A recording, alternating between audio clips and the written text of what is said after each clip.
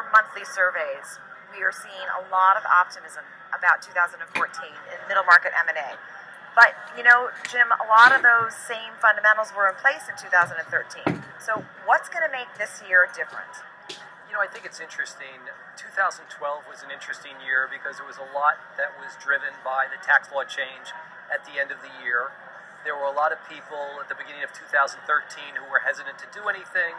People who wanted to do something had actually done it already, rolling it forward. So there was a lot of quiet at the beginning. And then people were hesitant. What do I do? Is the economy getting better? Why am I going to do something?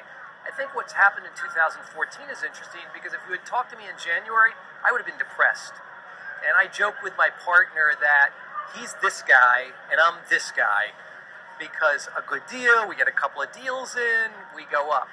So what we're seeing is people are more receptive to thinking about what they're going to do. Is it time to sell? We all talk about high multiples. We talk about money flowing freely, both from private equity firms and banks. But I don't think to a family business, that matters to them. It's what am I going to do? And I also think there's a sea change going on where people in the old days, like 25 years ago, the old days, were 58. They sold their business at 58. They died at 63. And they could get decent interest rates with their money relatively secure. Today, if you're 58 and you live to 60, your life expectancy is in your 80s. So what are you going to do? So I think people are waiting. So as a result of that, we talked to them about maybe take some money off the table so you don't give it up. People are more receptive to that, doing deals. They're more comfortable with private equity firms. Not all of them. I mean, there's a difference in private equity firms.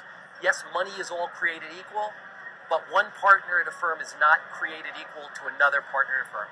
So I think people are becoming more receptive now to considering doing something at the family business level. So does that mean that family businesses are looking for minority investments in a way that they didn't in the past? Well, they're looking for both minority and majority. They're willing to give up control, but a lot of the private equity firms where 2 years ago would say we would never do, we've got to control it, they will do minority. Why will they do minority? They got lots of money and they need to put it out.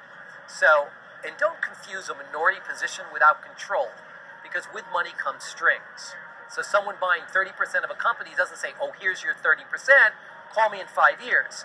It's 30%, but we want to control on this, we want blocking rights on this. Sometimes they get cute, which I think is a problem, and they say, oh, we'll take 30%, but we want a preferred stock with a 3 pref, which is really not a minority position. It's, yeah, if you sell it for X. So you've got to be sort of concerned about that. People have to be enlightened with what's happening. But I think people are a little more optimistic that things are getting better. They're not great, but they're also not bad.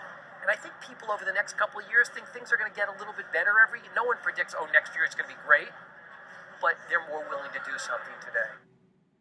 For more trends in M&A and private equity, check out the current issue of Mergers and Acquisitions. For the latest news and video interviews, visit themiddlemarket.com.